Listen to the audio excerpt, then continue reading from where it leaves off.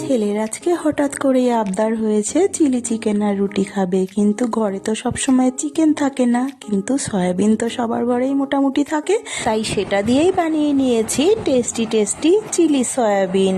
তো তার জন্য আমি এখানে 1 প্যাকেট সয়াবিন নিয়ে সেটাকে সেদ্ধ করতে বসিয়ে দিয়েছি। আর এখানে নিয়ে নিয়েছি 2টো পেঁয়াজ, 1টা ক্যাপসিকাম আর কয়েকটা কাঁচা লঙ্কা। এদিকে ওইগুলো সবজিগুলোকে আমি কেটে নিয়েছি, আর ওদিকে কিন্তু আমার সয়াবিনটা সেদ্ধ হয়ে গেছে।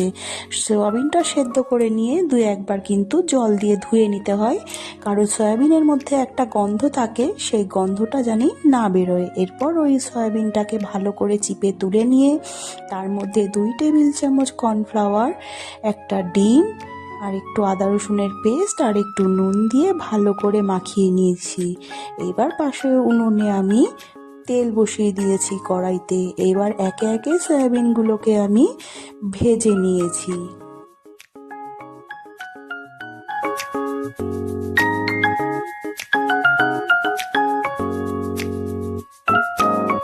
তো দেখো সয়াবিনগুলো কিন্তু আমার এখানে পকোড়ার আকারে ভাজা হয়ে গেছে।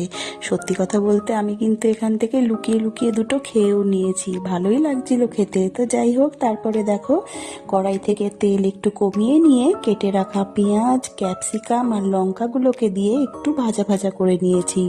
তারপরে তার মধ্যে দিয়ে দিয়েছি আমি একটু আদা রসুনের পেস্ট।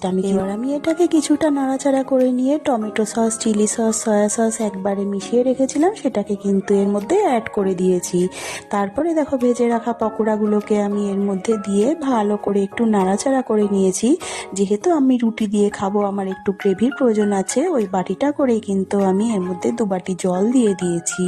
তো দেখো এরপরে সামান্য একটু ফুটিয়ে নিয়ে ওপর থেকে একটু চিনি ছিটিয়ে দিলেই রেডি কিন্তু আমার চিলি সয়াবিন। তোমরা কিন্তু এটাকে ড্রাই রেখে ওপর থেকে সামান্য তিল ছিটিয়ে দিয়ে সন্ধ্যে স্ন্যাক্স হিসেবেও কিন্তু খেতে পারো। খেতে কিন্তু সত্যি খুব ভালো লাগে। তো রেসিপিটা তোমাদের কেমন লাগলো অবশ্যই কিন্তু কমেন্ট করে জানিও। তো চলো এখন খেয়ে নেওয়া যাক রুটি আর চিলি সয়াবিন।